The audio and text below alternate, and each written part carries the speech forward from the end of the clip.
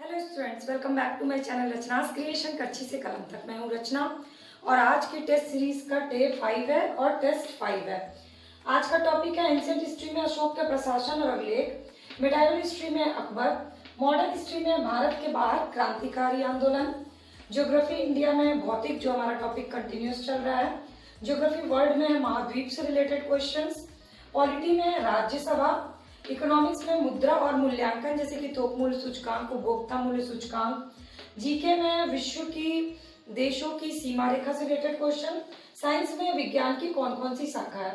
ये सारे टॉपिक्स का आज 100 क्वेश्चन का सीरीज है, जो कि बाकी टेस्ट सीरीज जैसे चल रहा वैसे ही है। कवरेज है हमारा 2 बुक से, सारे सब्जेक्ट की 2 बुक, एनसीईआरटी, पिछले 20 सालों का बैक ईयर क्वेश्चन इन सारे टॉपिक्स से, आगे फॉरवर्ड लिंक क्वेश्चन नए क्या बन सकते हैं, और मेरी क्लासेस जो मैंने सारे टॉपिक्स की प्री की क्लासेस ली है वो। तो प्री के इस टेस्ट सीरीज से जुड़े रहिए। 60 डेज में मैं आपका प्री की पूरी तैयारी करवा दूंगी। 150 में से 100 क्वेश्चन की तैयारी इन टेस्ट सीरीज के जरिए और बाकी के 50 क्वेश्चन की तैयारी करंट अफेयर्स, स्टेट स्पेशल, इसकी हम बाद में करेंगे। तो पहले ये इसको कंप्लीट कर लेते हैं। तो इस टेस्ट सीरीज की बाकी वीडियो की लिंक डिस्क्रिप्शन बॉक्स में दी हुई है, उसको देख सकते हैं जिन लोगों का छूट गया हो, और मेरी क्लासेस की लिंक भी डिस्क्रिप्शन बॉक्स में दी है, उसको भी देख सकते हैं। तो चलिए शुरू करते हैं आज की टेस्ट सीरीज। बिल्कुल फटाफट करेंगे, कम समय में करेंगे और 100 क्वेश्चन तैयार करेंगे। अच्छी लगेगी तो लाइक, कमेंट और शेयर करना मत भूलिएगा, और अपने क्वेश्चंस, अपने डाउट मुझे कमेंट सेक्शन में मैसेज करिएगा। रोज की टेस्ट सीरीज से फ्री में अपडेट रहना है तो सब्सक्राइब या फॉलो बटन को क्लिक कर लीजिए। तो चलिए शुरू करते हैं आज की टेस्ट। शुरू करते हैं आज का टेस्ट सीरीज। नंबर 1 क्वेश्चन, आज का टॉपिक है वर्ल्ड ज्योग्राफी में महाद्वीप। क्षेत्रफल के अनुसार महाद्वीपों का क्रम क्या है, मतलब सबसे ज्यादा क्षेत्रफल से कम क्षेत्रफल तक। A F, N S, A N E, A U, मतलब Asia, Africa, North America, South America, Antarctica, Europe और ऑस्ट्रेलिया। तो सबसे बड़ा है क्षेत्रफल एशिया, सबसे छोटा है ऑस्ट्रेलिया। 8वें महाद्वीप की खोज की गई, उस महाद्वीप का क्या नाम है? अभी तक उसको महाद्वीप का दर्जा प्राप्त नहीं हुआ है, लेकिन उसको अगर दर्जा प्राप्त होगा तो सबसे छोटा महाद्वीप होगा, वो है जिलैंड्रिया। जिलैंड्रिया महाद्वीप पृथ्वी के कुल क्षेत्र का, मतलब आपके लिए क्वेश्चन है कि पृथ्वी के कुल क्षेत्रफल में कौन सा महाद्वीप है जिसका परसेंटेज सबसे ज़्यादा है। तो एशिया महाद्वीप का सबसे ज़्यादा परसेंटेज है, 29.8%। याद कर लीजिए। किस महाद्वीप से 3 अक्षांशीय वृत्त गुजरते हैं, और वो वृत्त हैं कौन कौन से? तो ये हैं विषुवत, कर्क और आर्कटिक। तो एशिया महाद्वीप से विषुवत, कर्क और आर्कटिक तीनों गुजरते हैं। एशिया को अफ्रीका से अलग होता है, एशिया और अफ्रीका से प्राकृतिक रूप से किससे अलग होता है? लाल सागर, स्वेज नहर से। बहुत बार पूछा गया क्वेश्चन। तीनों ओर से सागर से घिरा हुआ कौन सा महाद्वीप है? तीनों ओर से सागर से घिरा हुआ महाद्वीप है यूरोप। विषुवत रेखा, कर्क रेखा, मकर रेखा किस महाद्वीप को काटते हैं, मतलब तीनों रेखाएं किस महाद्वीप को काटती हैं? अफ्रीका को तीनों रेखाएं काटती हैं। लैटिन अमेरिका में कितने देश आते हैं? लैटिन अमेरिका में 4 देश आते हैं। अब वो देश कौन कौन से हैं लैटिन अमेरिका में? तो दक्षिण अमेरिका, मध्य अमेरिका, मैक्सिको और वेस्ट इंडीज। ये याद रखिएगा, दक्षिण अमेरिका, मध्य अमेरिका, वेस्ट इंडीज और मैक्सिको। सबसे ज़्यादा मैदानी भाग किस महाद्वीप में है? तो सबसे ज़्यादा मैदानी भाग है यूरोप महाद्वीप में। दक्षिण अमेरिका को उत्तर अमेरिका अलग करता है किसके द्वारा? पनामा जल संधि के द्वारा दक्षिण अमेरिका उत्तर अमेरिका से अलग हो जाता है। ये आप मैपिंग में देख सकते हैं। अब इन सारे क्वेश्चंस को अगर आप मैपिंग में देखिएगा तो आपको बहुत अच्छे से कंटेक्स्ट याद हो जाएगा। अब चलिए चलते हैं इंडियन ज्योग्राफी। तो इंडियन ज्योग्राफी में आज है पर्वत चोटियाँ, जहाँ से काफ़ी क्वेश्चन पूछे जाते हैं।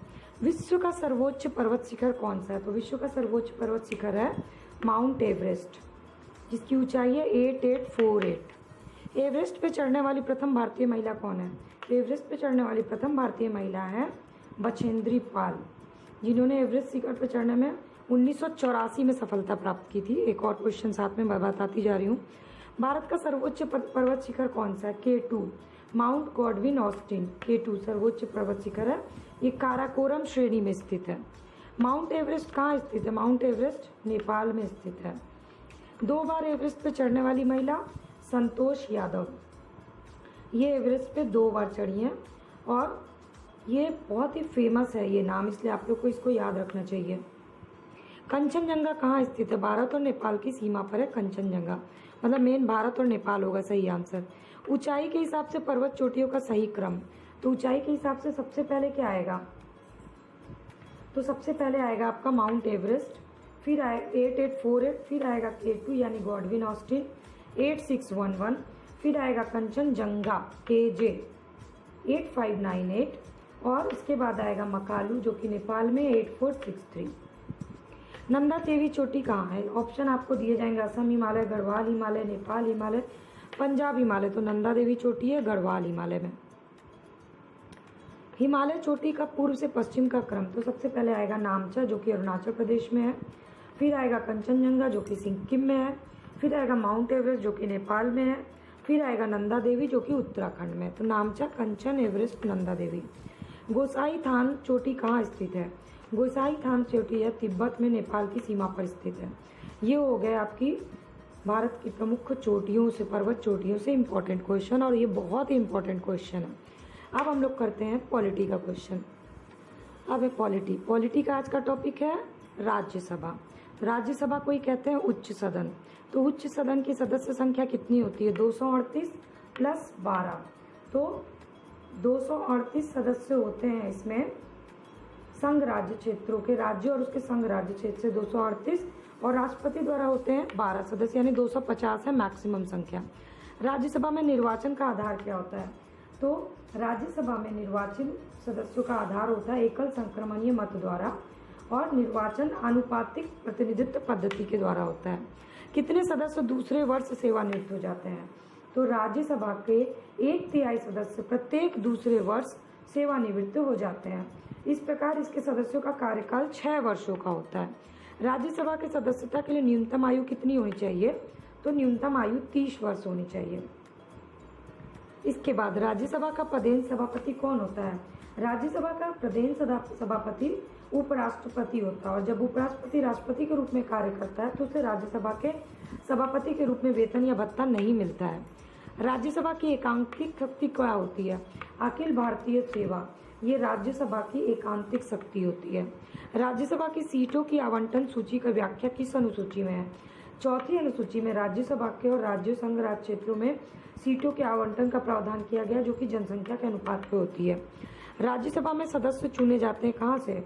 राज्य विधानसभाओं द्वारा। आर्टिकल 84 में कहा गया है। राज्यसभा को स्थायी सदन क्यों कहा जाता है? क्यों? क्योंकि राज्यसभा का विघटन कभी भी नहीं होता है, इसलिए राज्यसभा को एक स्थायी सदन कहा जाता है। राष्ट्रपति द्वारा मनोनीत कितने सदस्य होते हैं? 12 सदस्य होते हैं जो कि साहित्य, विज्ञान, कला और समाज सेवा से चुने जाते हैं। ये हो गया आपका राज्यसभा से रिलेटेड 10 इंपॉर्टेंट क्वेश्चन। अब हम करेंगे पॉलिटी के क्वेश्चन।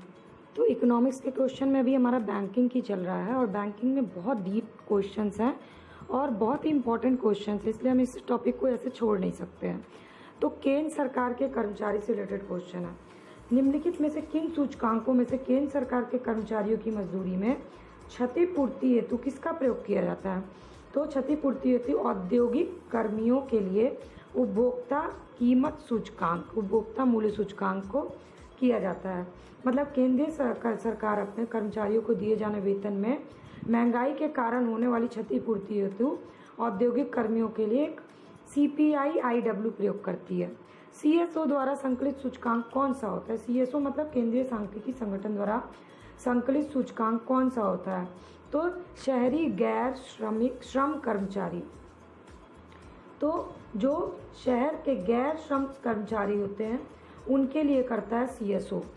थोक मूल्य सूचकांक पर सबसे अधिक भार किसका पड़ता है? तो सबसे अधिक भार होता है विनिर्मित उत्पाद का, 32% से भी ज़्यादा। उपभोक्ता मूल्य सूचकांक कौन निकालता है? उपभोक्ता मूल्य सूचकांक निकालने का काम करता है श्रम ब्यूरो। मुद्रास्फीति के नियंत्रण की विधि क्या क्या है? एक तो मांग नियंत्रण, दूसरा मुद्रा की पूर्ति नियंत्रण, और तीसरा है वस्तु की राशनिंग। ये 3 चीज़ें इंपॉर्टेंट है मुद्रास्फीति के नियंत्रण विधि में। व्यापारी बैंक देनदारी सर्वाधिक कौन सा करता है? बहुत इंपॉर्टेंट क्वेश्चन है ये। मतलब कौन भारत में व्यापारी बैंकों की देनदारियों में सबसे महत्वपूर्ण अंश देता है? तो ये है सावधि जमा, सर्वाधिक महत्वपूर्ण भूमिका होती है। इसके बाद होता है बचत बैंक जमा। सबसे बड़ा व्यापारिक बैंक कौन सा है भारत का? तो इसका आंसर है स्टेट बैंक ऑफ इंडिया। सबसे बड़ा व्यापारिक बैंक है। सिडबी की स्थापना किस उद्देश्य से की गई? सिडबी भारतीय लघु उद्योग विकास बैंक, सिडबी किसकी स्थापना हुई? 1990 में, लघु उद्योगों को वित्तीय सहयोग देने के लिए। सार्वजनिक क्षेत्र का सबसे बड़ा वाणिज्यिक बैंक कौन सा है?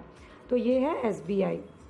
भारतीय व्यावसायिक बैंक ने सबसे पहले चलती फिरती एटीएम सेवा शुरू की, कौन से बैंक ने? तो ये आईसीआईसीआई बैंक ने शुरू की 2002 में, मोबाइल एटीएम ये है। और अभी भी ये टॉपिक ख़त्म नहीं हुआ है, अभी भी इससे बहुत सारे इंपॉर्टेंट क्वेश्चंस बचे हुए हैं। तो अभी तक आपने इस वीडियो को देखा है तो प्लीज़ मेरी रिक्वेस्ट है, लाइक बटन को प्रेस करिए, कमेंट सेक्शन में अपने क्वेश्चंस मुझे कमेंट करिए, अपने फ्रेंड्स से इस वीडियो को शेयर करिए।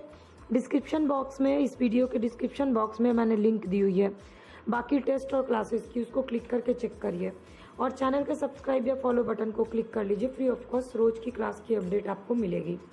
तो आज है साइंस में, जीके में क्वेश्चन है हमारा कि विज्ञान की प्रमुख शाखाएं। तो मानव विकास के अध्ययन को क्या कहा जाता है?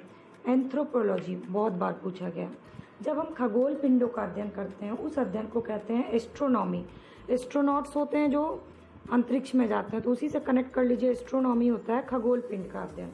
इसके बाद है ब्रह्मांड के अध्ययन को क्या कहते हैं? ब्रह्मांड के अध्ययन को कहते हैं कोस्मोलॉजी। महामारी का उपचार, जो कि इस बार बहुत इंपॉर्टेंट है इसलिए याद कर लीजिए इसको। चिकित्सा विज्ञान की वो शाखा जो महामारी और उसके उपचार से संबंधित है, इसको बोलते हैं एपिडीमियोलॉजी। एपिडीमियोलॉजी। पानी द्वारा रोगों का इलाज करने के को कहते हैं विज्ञान की वह शाखा चिकित्सा, इसको बोलते हैं हाइड्रोपैथी। तो हाइड्रो क्या है? हाइड्रेट करना, पानी हाइड्रेट करता है, तो इससे लिंक कर लीजिए। ब्रेस्ट कैंसर की चिकित्सा को कहते हैं मैमोग्राफी, ये बहुत इंपॉर्टेंट है इस बार के लिए। शिलालेखों का अध्ययन, जब शिलालेखों का अध्ययन किया जाता है उसको बोलते हैं एपिग्राफी। सूर्य के प्रकाश द्वारा चिकित्सा जिसे की जाती है उसको बोलते हैं हीलियोथेरेपी। जहाँ शब्द को उसका संकलन और लिखने की कला की जाती है उसको बोलते हैं लेक्सिकोग्राफी। पुराने सिक्कों के अध्ययन को कहते हैं न्यूमिस्मेटिक्स, पुराने सिक्कों का अध्ययन। और ये 10 क्वेश्चन आपके लिए बहुत ही इंपॉर्टेंट है, तो प्लीज़ इसको याद कर लीजिएगा। और बहुत से लोगों ने मुझे पीडीएफ की डिमांड की है। पीडीएफ क्लासेस का पीडीएफ अवेलेबल नहीं हो सकता क्योंकि मैं इसे लिख करके आपकी क्लास लेती हूँ। मैंने इसे कोई presentation, power point presentation computer में नहीं बनाया है, मैं तुरंत टेस्ट लेती हूँ, इसलिए इसका पीडीएफ अवेलेबल नहीं होगा। हाँ, आप रिवीजन करने के लिए इस वीडियो को डाउनलोड करके सेव कर लीजिए और जब भी मन चाहे तो इसको ईयरफोन लगा के वीडियो को प्ले करके सिर्फ सुनिए, तो भी आपको चीज़ें याद हो जाएंगी। जैसे कि रेडियो सुनते हैं ना कंटिन्यूअस, तो गाने याद हो जाते हैं, उसी तरह इन क्वेश्चंस को बार बार सुनिएगा तो आपको ये क्वेश्चंस याद हो जाएंगे। आ रही है एंशिएंट हिस्ट्री की, और एंशिएंट हिस्ट्री में अभी हमारा चल रहा है अशोक के अभिलेख और प्रशासन। अशोक ने स्वयं को मगध सम्राट कहा, मगध का सम्राट बताया। किस अभिलेख में इसका उल्लेख है? भाब्रू स्तंभ लेख में है, बैराट में। और अभिलेख में अशोक ने, इससे प्रूफ होता है कि अशोक बौद्ध धर्मावलंबी भी था, ये भी प्रमाणित होता है। इसके बाद कलिंग युद्ध का उल्लेख कहाँ मिलता है? तो कलिंग युद्ध का उल्लेख मिलता है अशोक के 13वें शिलालेख में। इस युद्ध के पूरे स्पष्ट साक्ष्य मिलते हैं। कलिंग युद्ध जो अशोक के शासनकाल के 8वें वर्ष हुआ था, 261 ईस्वी पूर्व में। संगम राज्य का उल्लेख कहाँ मिलता है? संगम राज्य का उल्लेख मिलता है अशोक के 2 और 13वें शिलालेख में। चोल, पांड्य, सत्यपुत्र, केरल पुत्र सहित ताम्रपर्णी यानी श्रीलंका की सूचना मिलती है इसमें। अकाल के समय राहत कार्य अशोक ने किया, इसका उल्लेख कहाँ मिलता है? तो गोरखपुर जिले से प्राप्त सहगौरा ताम्रपत्र अभिलेख, बोगरा से प्राप्त महास्थान अभिलेख से अशोक के राहत कार्यों का पता चलता है। गूढ़ पुरुष, संस्था, संचरा, ये सब किससे संबंधित है? ये सब गुप्तचर व्यवस्था से संबंधित है। गुप्तचरों को कहा जाता था गूढ़ पुरुष। संस्था जो थी वो एक ही स्थान पर काम करती थी और संचरा जो गुप्तचर घूम घूम के काम करते थे। अशोक के समय के नगर प्रशासन या मौर्य के नगर प्रशासन का उल्लेख कहाँ मिलता है? मेगस्थनी की पुस्तक इंडिका में। मेगस्थनीज कहाँ का राजदूत था? मेगस्थनीज सेल्यूकस निकेटर द्वारा भेजा गया था चंद्रगुप्त मौर्य के दरबार में, यूनानी राजदूत था। भारतीय समाज को मेगस्थनीज ने कितनी श्रेणी में बांटा था? 7 श्रेणी में बांटा था। थे दार्शनिक, कृषक, पशुपालक, कारीगर, योद्धा, निरीक्षक और मंत्री। राजस्व का स्रोत प्रमुख क्या था मौर्य काल में? भाग और बलि। भाग क्या था? तो राजा भूमि का मालिक होता था और भूमि से उत्पन्न उत्पादन का एक भाग का अधिकारी होता था। इस कर को भाग कहते थे। और बलि भी जो है ना वो राजस्व का स्रोत था। राजस्व को एकत्रित करने वाले अधिकारी को क्या कहा जाता था? इसको कहा जाता था समाहर्ता। और अभी भी ये टॉपिक कंप्लीट नहीं हुआ है, अभी भी इस टॉपिक के बहुत सारे इंपॉर्टेंट क्वेश्चन बचे हुए हैं। तो क्योंकि इस टॉपिक से मैक्सिमम क्वेश्चन पूछे जाते हैं किसी भी प्रारंभिक परीक्षा में, तो हड़बड़ी में गड़बड़ी हो जाएगी, इसलिए पहले इंपॉर्टेंट टॉपिक को बहुत डीपली अच्छे से कवर करना है। तो अगला भी हमारा टेस्ट इसी टॉपिक का कंटिन्यू रहेगा। अब है मिडाइवल हिस्ट्री। बहुत ही इंपॉर्टेंट टॉपिक है अकबर, लेकिन बहुत सारे स्टूडेंट्स होते हैं जो मिडाइवल हिस्ट्री को बहुत डीपली पढ़ने लगते हैं, जबकि प्री के एग्जाम के लिए मिडाइवल हिस्ट्री आपको बहुत डीपली पढ़ने की जरूरत नहीं है, क्योंकि मिडाइवल हिस्ट्री से आपके मेंस में भी कोई क्वेश्चन नहीं आते हैं। तो बस इंपॉर्टेंट क्वेश्चन, इंपॉर्टेंट कहानी की तरह पढ़िए, तो आपका कोई भी क्वेश्चन मिडाइवल हिस्ट्री का छूटेगा नहीं। सबसे पहले अकबर का जन्म कब और कहाँ हुआ था? अकबर का जन्म हुआ था 1542 ईस्वी में अमरकोट के राजा वीरसाल के घर में। खाने खाना की उपाधि अकबर ने किसे दी थी? खाने खाना की उपाधि अकबर ने बैरम खान को दी थी, जो कि उसका संरक्षक था। क्योंकि हुमायूं की मृत्यु जल्दी ही हो गई थी, तो बैरम खान उसको संरक्षक बनाया गया था। सर्वप्रथम विवाह संबंध अकबर के किन राजपूतों से हुए? तो कछवाहा राजपूतों से हुआ था। इसकी कहानी बड़ी अच्छी सी है कि अकबर ख्वाजा मोइनुद्दीन चिश्ती की दरगाह पे यात्रा के लिए जा रहा था, तो संगरनेर नामक स्थान पर 1562 ईस्वी को आमेर का राजा था बिहारी मल यानी भारमल बादशाह की सेवा में उपस्थित हुआ और उसने अकबर की अधीनता स्वीकार कर ली और अपनी बड़ी बेटी हरखाबाई, जिसका नाम जोधाबाई भी कहा जाता है, उससे विवाह रखने की इच्छा दी। अकबर ने राजा का प्रस्ताव स्वीकार कर लिया और अजमेर से लौटते समय उनकी पुत्री से विवाह कर लिया और इस तरह से भारमल पहला राजपूत बन गया जिसने स्वेच्छा से अकबर की अधीनता स्वीकार की। ये भी एक क्वेश्चन पूछ सकता है। और जोधाबाई से ही अकबर का पुत्र हुआ सलीम या जहांगीर। किस संप्रदाय को समर्थन दिया था अकबर ने? तो अकबर सूफी मत में अपनी आस्था जताते हुए चिश्तिया संप्रदाय का समर्थन देता था। अकबर ने दास प्रथा, तीर्थ यात्रा और जजिया कब समाप्त किया? दास प्रथा को समाप्त किया 62, तीर्थ यात्रा को समाप्त किया 63 1563 और जजिया कर को समाप्त किया 1564 में। हल्दी घाटी के युद्ध का प्रमुख उद्देश्य क्या था? हल्दी घाटी के प्रमुख उद्देश्य था अकबर का महाराणा प्रताप को अपने अधीन लाना। कब हुआ था? 1576 में। मुगल शासन की वास्तविक स्थापना का श्रेय किसको दिया जाता है? तो अकबर को दिया जाता है, क्योंकि उसने मनसबदारी व्यवस्था शुरू की, मुद्रा व्यवस्था शुरू की, प्रांतीय शासन को मजबूत बनाया और हिंदू मुस्लिम को कंबाइंड किया। हुमायूं की मृत्यु के समय अकबर कहाँ का? अकबर जब हुमायूं की मृत्यु की सूचना मिली तो कहाँ की राजगद्दी पे बैठा हुआ था? कालानौर की। हल्दी घाटी में महाराणा प्रताप का सेनापति कौन था? हकीम खान था। किस चिश्ती संत के दरगाह पे अकबर जाया करता था? मोइनुद्दीन चिश्ती की दरगाह पे अकबर हमेशा जाया करता था। तो ये हो गए अकबर से रिलेटेड 10 इंपॉर्टेंट क्वेश्चन, और अभी इसमें 10 और इम्पॉर्टेंट क्वेश्चन हैं जो मैं अगले टेस्ट में बताऊंगी। अब है मॉडर्न हिस्ट्री का क्वेश्चन, और मॉडर्न हिस्ट्री में भारत से बाहर क्रांतिकारी गतिविधियाँ। तो मॉडर्न हिस्ट्री के क्वेश्चन में एक क्वेश्चन नहीं बताऊंगी, एक क्वेश्चन के साथ मैं कई क्वेश्चन बता दूंगी इस टॉपिक से रिलेटेड, ताकि थोड़ा तेजी से खत्म हो जाए, क्योंकि ये बहुत ही वास्ट टॉपिक है। तो सबसे पहला क्वेश्चन है, इंडियन होम रूल सोसाइटी की स्थापना किसने की? श्यामजी कृष्ण वर्मा ने की। कहाँ की? लंदन में की। कब की? 1905 में की। स्वशासन की प्राप्ति के उद्देश्य से की थी इंडियन होम रूल सोसाइटी की स्थापना। अगला क्वेश्चन, गदर पार्टी की स्थापना कहाँ हुई थी? सैन फ्रांसिस्को में हुई थी। कब हुई थी? 1913 में हुई थी। भारत को अंग्रेजों से स्वतंत्र कराने के उद्देश्य से जो वहाँ पर लेख थे उनको। इसके बाद इसका मुख्यालय सैन फ्रांसिस्को अमेरिका में है। अगला question, Hindustan Association of the Pacific Coast, इसकी स्थापना किसने की थी? सोहन सिंह भकना ने की थी। 1913 ईस्वी में की थी। इस संस्था ने गदर नामक अखबार निकाला था। Hindustan Association of the Pacific Coast ने गदर नामक अखबार निकाला था, और बाद में इस संस्था का नाम भी गदर पार्टी पड़ गया था। और लाला हरदयाल जो इस संस्था के मेन पथ प्रदर्शक थे। भारत की प्रथम अस्थायी सरकार कहाँ स्थापित हुई थी? काबुल, अफगानिस्तान में भारत की प्रथम अस्थायी सरकार का गठन किया गया था। तो जो गदर पार्टी के सदस्यों में जो लोग थे, राजा महेंद्र प्रताप ने अपने सहयोगी बरकतुल्ला के साथ प्रथम महायुद्ध के दौरान 1915 में काबुल में भारत की प्रथम अस्थायी सरकार का गठन किया था, और इसमें राजा महेंद्र प्रताप स्वयं राष्ट्रपति बने और बरकतुल्ला जो है वो क्या बन गए थे? बरकतुल्ला बन गए थे प्रधानमंत्री। ठीक है। प्रथम भारतीय राष्ट्रीय झंडा फहराया गया तो स्टुटगार्ड में जर्मनी की अंतर्राष्ट्रीय समाजवादी कांग्रेस में 1907 में प्रथम भारतीय राष्ट्रीय झंडे को फहराया था भीखाजी रुस्तम कामा ने। ये क्रांतिकारी राष्ट्रवाद की समर्थक थी।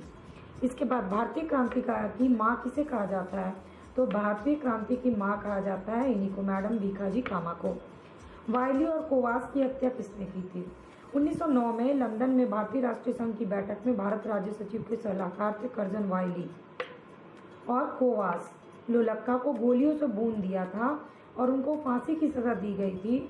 ये थे मदन लाल ढींगरा और उधम सिंह। ठीक है। अब शोर कमेटी का गठन किस लिए किया गया था? तो कामागाटा मारू हांगकांग से कनाडा की यात्रा पर निकला एक जलपोत था, जिसे प्रथम विश्व युद्ध के दौरान भारत के गुरदीप सिंह ने किराए पे लेकर उसमें 376 यात्री को बैठाकर कनाडा के बंदरगाह वैंकावूर की ओर प्रस्थान किया और तट पे पहुंचने के बाद कनाडाई पुलिस ने भारतीय यात्रियों की घेराबंदी कर ली और देश में प्रवेश करने से उनको रोक दिया। तो यात्रियों के अधिकार की लड़ाई लड़ने हेतु हुसैन रहीम, बलवंत सिंह, सोहन लाल पाठक की अगुवाई में शोर कमेटी का गठन किया गया। इसलिए मैंने आपको पूरी कहानी बता दी ताकि आप एग्जाम में भूले नहीं। इसके बाद इंडियन इंडिपेंडेंस लीग की स्थापना किसने की? तो रास बिहारी बोस ने इंडियन इंडिपेंडेंस लीग की स्थापना की थी 14 जून से 23 जून 1942 में बैंकॉक सम्मेलन में। विधिवत रूप से जब ये लोग सम्मिलित हुए, सुभाष चंद्र बोस को भी निमंत्रित किया गया और इसी सम्मेलन में रास बिहारी बोस ने इंडियन इंडिपेंडेंस लीग की स्थापना कर दी। प्रथम विश्व युद्ध के दौरान सक्रिय होने वाले गदर क्रांतिकारियों का आधार स्थल कौन सी जगह थी? पश्चिम अमेरिका थी। क्वेश्चन कई बार पूछा गया है और अभी ये टॉपिक खत्म नहीं हुआ, इससे एक राउंड हम और क्वेश्चन करेंगे। तो मॉडर्न हिस्ट्री का अगला टॉपिक है बंगाल विभाजन और स्वदेशी आंदोलन।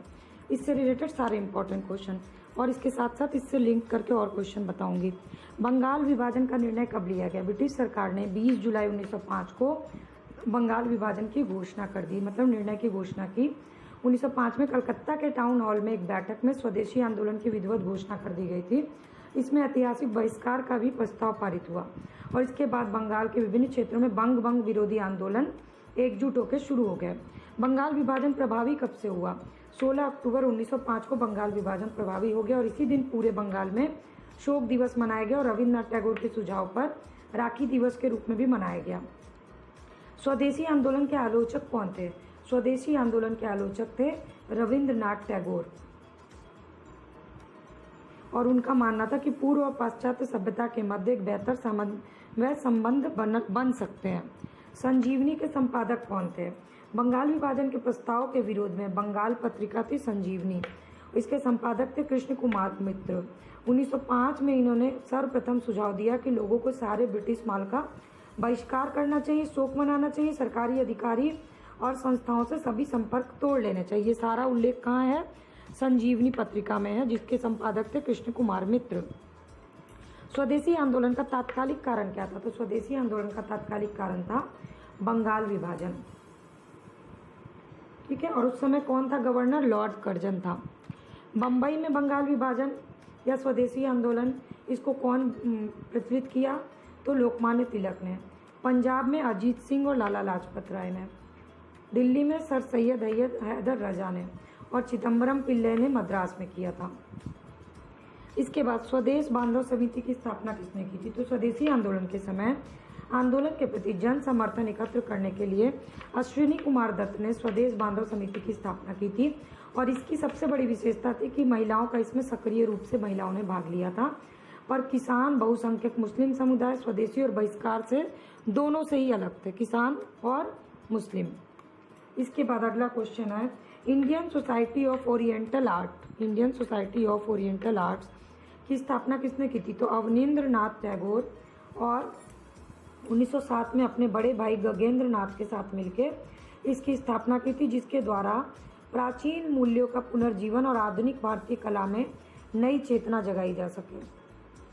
इसके बाद विभाजन को रद्द कब किया गया? 1911 में 12 दिसंबर 1911 को, जब जॉर्ज पंचम और महारानी मेरी भारत के आगमन में आए, उनके दिल्ली में एक दरबार आयोजित किया गया और उन्होंने वहां पर बंगाल विभाजन को रद्द कर दिया गया और कलकत्ता की जगह दिल्ली को नई राजधानी इसी समय बना दिया गया। नए प्रांत से रिलेटेड क्या है? तो उड़ीसा और बिहार को 1912 में अलग प्रांत दे दिया गया और असम को एक अलग प्रांत बना दिया गया। ये है नया प्रांत जो कि 1911 में घोषित किया गया। तो ये सारे क्वेश्चन के साथ मैंने और भी कई क्वेश्चन आपके कवर करा दिए बंगाल विभाजन और स्वदेशी आंदोलन से रिलेटेड। इससे बाहर के क्वेश्चन आपको इस टॉपिक से नहीं पूछे जाएंगे, मैंने आपको सारा ये टॉपिक कवर करा दिया। अब लास्ट सेक्शन हमारा बचा है जीके का। अब जीके के क्वेश्चन फटाफट से देखते हैं।